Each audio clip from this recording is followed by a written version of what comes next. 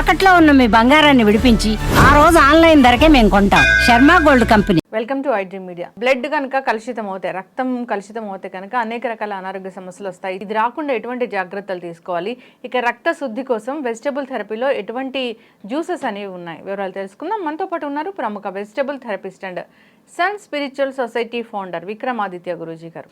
గురుగారు నమస్కారం అండి. సూర్యోస్మితల్లి. గురూజీ, పిగ్మెంటేషన్ వచ్చిన, స్కిన్ మీద ఎలర్జీ ఇలా వచ్చినా, జుట్టు రాలిపోతున్నా, ఇలాంటి ఇష్యూస్ వచ్చినప్పుడు రక్తంలో మలినాలు చేరాయి, రక్తశుద్ధి జరగాలి అని చెప్తూ ఉంటారు. అసలు ఈ మలినాలు అనేవి ఎందుకు చేరుతాయి రక్తంలో? మీరు ఎప్పుడైనా బ్లడ్ టెస్ట్ చేయించారమ్మా? బ్లడ్ టెస్ట్లో మేజర్గా ఇచ్చేటువంటి ఆ కాంపౌండ్స్ ఏముంటాయి? హెచ్పి లెవెల్ ఎంత ఉంది, వైట్ బ్లడ్ సెల్స్ ఎంత ఉంది, ఇలా మీకు ట్రైగ్లిజరైడ్స్ అని ఇవన్నీ ఇస్తూ ఉంటారు. ప్లేట్లెట్స్ అంటూ ఎక్కడో కూడా ఇన్ప్యూరిఫైడ్ బ్లడ్ అని చెప్పేసి మీకు రిపోర్ట్లో రాదు. రక్తం కలుషితంగా ఉందా, ఫ్రెష్గా ఉందా అనేది మీకు ఎక్కడ చూపిస్తారు? అదేమీ తెలియదు. అంటే ఇన్ జనరల్గా మీకు ఒకటి చెప్తారు, బ్లడ్లో ఇన్ఫెక్షన్ ఉంది అని చెప్తారు. ఇన్ఫెక్షన్ అని చెప్తారు తప్ప అంటే కలుషితం ఎలా జరిగింది, వాటర్ బాగాలేదు, పొల్యూటెడ్ వాటర్ వస్తున్నాయి, మనం ట్యాప్లో వచ్చే నీళ్ళు అని చెప్పేసి క్యాన్ వాటర్ కొనుక్కుంటాం. అదొక్కటే పొల్యూటే. మనం తినే ఆహార పదార్థాలు పొల్యూట్. అవి మనం హైజీన్గా కుక్ చేయించుకొని చేతులు గ్లౌజులు వేసుకొని ఇలా చేయిస్తూ ఉంటాం. కానీ మ్యాక్సిమం 70-80% పొల్యూటెడ్ ఆక్సిజన్ అని మనం స్వీకరిస్తున్నాం. దాన్ని ఎలా మనం ప్యూరిఫై చేస్తాం?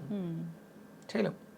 ఇప్పుడు మనం ఎయిర్ కండిషనర్ రూమ్లో ఉన్నాం, ఇక్కడ ఉన్నటువంటి ఎయిర్ని అది ఫిల్టర్ చేస్తూ దీంట్లో ఉన్నటువంటి డస్ట్ అనేది తీసుకుంటూ ఉంటుంది.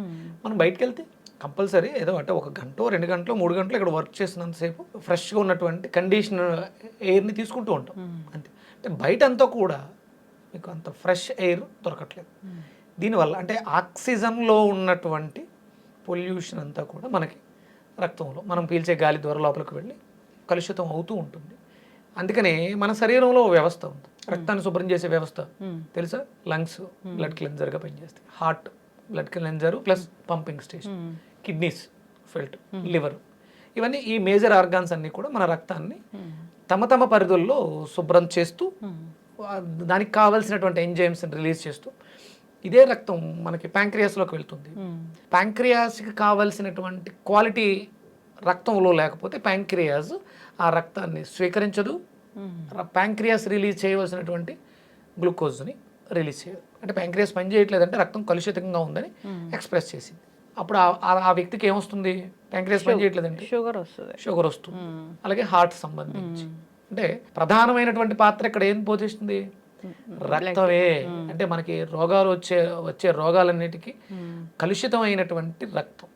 ఇక దానికి మనం చాలా చెప్పుకోవచ్చు. కొలెస్ట్రాల్తో నిండినటువంటి రక్తం వల్ల హార్ట్కి సంబంధించిన ప్రాబ్లమ్స్, ఎసిడిక్ నేచర్తో ఉన్నటువంటి రక్తం వల్ల సమ్ రీజన్స్, ఇవన్నీ కూడా ప్రాబ్లమ్స్ అన్ని ప్రధానంగా మనకి మెయిన్ ఇంగ్రీడియంట్ రక్తం.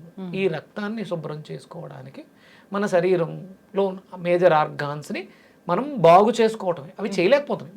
అంటే అవి చేసే స్టేజ్ కూడా మనం దాటి వెళ్ళిపోయాం. ఊపిరితిత్తులు బాగా పనిచేయాలి. ఏం చేయాలి?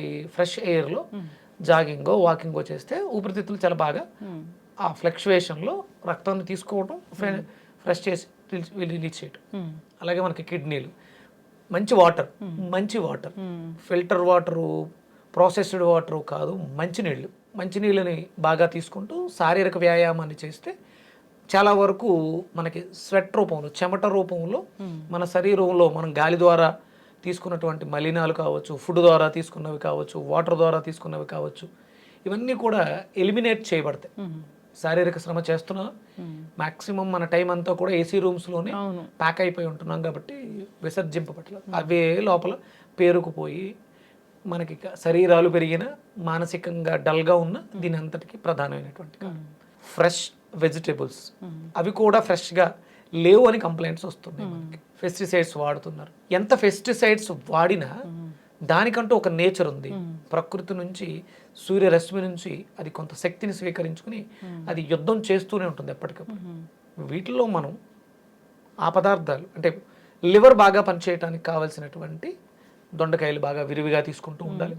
ఊపిరితిత్తులు స్ట్రాంగ్గా ఉండటానికి కావాల్సినటువంటి మునక్కాడలు వాడుతూ ఉండాలి. హార్ట్ బాగా పనిచేయటానికి అరటికాయ రెగ్యులర్గా వాడుతూ ఉండాలి. ఇక రక్తం శుభ్రంగా ఉండడానికి, రక్తంలో ఇన్ఫెక్షన్స్ ఏమన్నా ఉన్నా, మీరు షుగర్ పేషెంట్స్కి కాళ్ళు ఇన్ఫెక్ట్ అవుతాయి. అవును. ఇక పుళ్ళు పడితే తగ్గ వాళ్ళకి ఇన్ఫెక్షన్ ఇక కట్ చేసుకుంటూ వస్తూ ఉంటారు, ఇక వేరే దారి లేక. బ్లడ్లో ఇన్ఫెక్షన్ని తగ్గించడానికి బీరకాయ అద్భుతంగా ఉపయోగపడుతుంది. బీరకాయ మీరు సర్జరీస్ జరిగినప్పుడు అంటే మీకు మన డెలివరీ అయింది కదా, ఇంటికి వెళ్ళిన వెంటనే మీకు ఫస్ట్ పెట్టిన కర్రీ ఏముంటుంది? అవును, బీరకాయ. బీరకాయ వేపుడు. బీరకాయని విరివిగా వాడతారు బాలింతలకి, సర్జరీస్ అయ్యొచ్చు, ఈజీగా డైజెస్ట్ అవ్వడంతో పాటు ఎక్కడైనా పుళ్ళు ఉంటే మాన్పించడానికి అద్భుతంగా ఉపయోగపడుతుంది. బీరకాయ తొక్కు పచ్చడి ఇలా వాడుతూ ఉంటారు.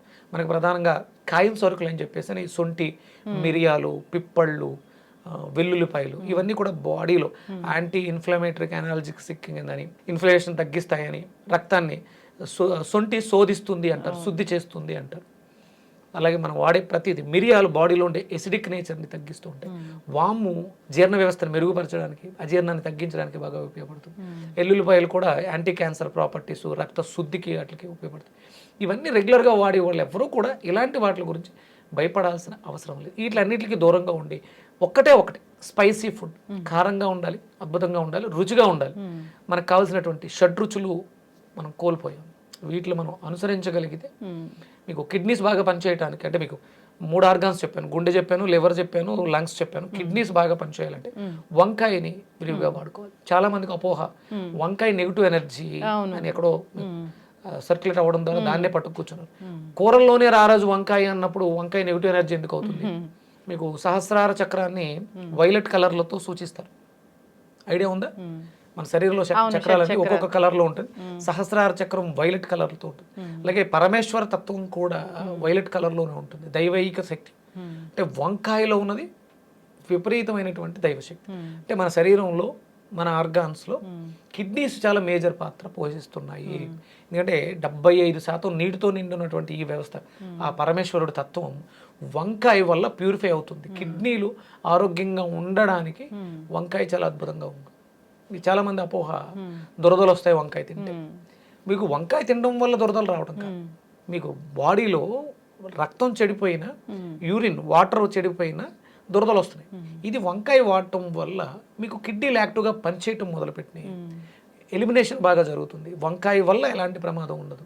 మీకు అలా సమస్య వస్తున్నప్పుడు మీకు లివరు పాడైపోయిందన్న విషయం, అంటే దాని ప్రభావం, ప్రెజర్, మీకు లివర్ పాడైపోవడం వల్ల కిడ్నీల మీద ప్రెజర్ ఉంటుంది. డయాలసిస్ చేసుకునే కిడ్నీ పాడైపోయిన వాళ్ళకి లివర్ మీద ప్రెజర్ ఎక్కువ ఉంటుంది. అందుకని దురదలు ఎక్కువ వచ్చే అవకాశం ఉంటుంది. ప్రెజర్ ఎక్కువ ఉంది, అప్పుడు మీరు దాన్ని బాగు చేసుకోవడానికి దొండకాయలు బాగు. అంటే మీకు స్కిన్ ఇష్యూస్ ఉన్నాయి, దురదలు వచ్చినాయి అంటే మీకు లివర్ పాడైందని అర్థం.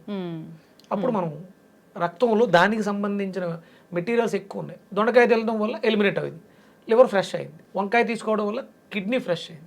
యూరిన్ ఎలిమినేషన్, మీరు వంకాయ కర్రీ తిన్న రోజు అబ్జర్వ్ చేయండి, మీకు యూరిన్ ఎక్కువ వస్తూ ఉంటుంది, ఎక్కువ క్వాంటిటీలో వస్తుంది. అంటే ఈ కాయగూరల్లోనే మనకి ఔషధ గుణాలు దాగి ఉన్నాయి తప్ప బయట ఎక్కడా లేవు. ఇవి మన శరీరంలోనే ఉన్నాయి, ప్రకృతిలో న్యాచురల్గా తయారైనటువంటి పదార్థాల్లో ఉన్నాయి. మనకంటే వీటిలన్నిటికీ ప్రమాణం ఏంటి, ప్రామాణికత ఏంటి అంటే వేదం, ఆయుర్వేదం. వేదంలో ఈ పదార్థాల గురించి, వనమూలికల గురించి, అంటే వనంలో దొరికేటువంటి మూలికల గురించి రాసిపెట్టుంది. రెగ్యులర్గా వాడుకోవడం ద్వారా మనం రక్తాన్ని శుద్ధిగా ఉంచుకోవచ్చు. ఖచ్చితంగా గురువుగారు. ఏదైనా కానీ సైడ్ ఎఫెక్ట్స్ లేనివి వాడడం అంటే, అందరూ కూడా ఇప్పుడు దగ్గు వచ్చింది, ఇలాంటి ఎలర్జిక్ ఇన్ఫెక్షన్స్ ఉన్నాయి అంటే మనం ఎట్లాగో కిచెన్ వైపు వెళ్తూ ఉంటాం. కిచెన్ లో ఉన్న స్పైసెస్ అన్ని కూడా ఆపడానికి లవంగి మొగ్గ పెట్టుకుంటాం, స్పైసెస్ అన్ని కూడా, ఇలాంటివన్నీ కూడా సో బాగా పనిచేస్తాయి. ఇప్పుడు పసుపు తీసుకోవడం, పసుపు ఆవిరి తీసుకోవడం, ఇట్లా చేస్తూ ఉంటాం. సో వైరస్ని చంపడానికి ఒక టాబ్లెట్ వేసుకోవాలా, వైరస్ని చంపడానికి మన కిచెన్లో ఉన్న స్పైసెస్ పనిచేస్తాయంటే కిచెన్లో ఉన్న స్పైసెస్ బాగా పనిచేస్తాయి అంటారు. మీలో ఇమ్యూనిటీని పెంచుకోవడం ద్వారా ఆటోమేటిక్గా వైరస్ ఆ వైరస్ ఏంటి అని డయాగ్నోస్ చేయాల్సిన అవసరం కూడా లేదు. ఖచ్చితంగా మన వ్యవస్థను మెరుగుపరచుకోవడం ద్వారా మనం కొంచెం జాగ్రత్తగా ఉండడం వల్ల శరీరానికి అవసరమైనటువంటి పదార్థాలు కొంచెం ఎక్కువ మోతాదులో తీసుకోవడం ద్వారా ఆరోగ్యాన్ని మెరుగుపరచుకోవచ్చు తప్ప బయట దొరికే సింథటిక్స్ కాదు. మీరు చెప్తారు ఏంటంటే వెజిటేబుల్స్ బాగా పనిచేస్తాయి. వాటిని తీసుకుంటే ఇలాంటి ఇష్యూస్ అనేవి తగ్గిపోతూ ఉంటాయి. సో జ్యూసెస్ రూపంలో తీసుకోవాలి. చాలామంది కూడా తీసుకుంటూ ఉన్నారు. సో ఈ ఇష్యూతో బాధపడే వాళ్ళు తీసుకోవాలని కోరుకుందాం గురుగారు. మీరు చెప్పినవి ఫాలో అవ్వాలని కోరుకున్నామండి. చాలామంది స్టీమ్ చేసి తీసుకోవాలి వెజిటబుల్స్ అలా చెప్తూ ఉంటారు. సో జనరల్గా మనం బెండకాయలు కానీ ఇలాంటివి కానీ నార్మల్గానే తీసుకుంటూ ఉంటారు. వాటర్ కానీ అట్లాంటివి. బెండకాయ వాటర్ తీసుకుంటే కూడా మోకాళ్ళ నొప్పులు అనేవి తగ్గిపోతాయి ఇలా చెప్తూ ఉంటారు. సో ఇట్లా తీసుకుంటే ఎక్కువ పోషకాలు అందుతాయి. చాలా చక్కటి ఇన్ఫర్మేషన్ అండి. తీసుకునే దానిలో కూడా క్వాంటిటీ అనేది మీరు చెప్పిన మెజర్తోనే తీసుకోవాలని కోరుకుందాం. చక్కటి ఇన్ఫర్మేషన్. ధన్యవాదాలు గురుగారు.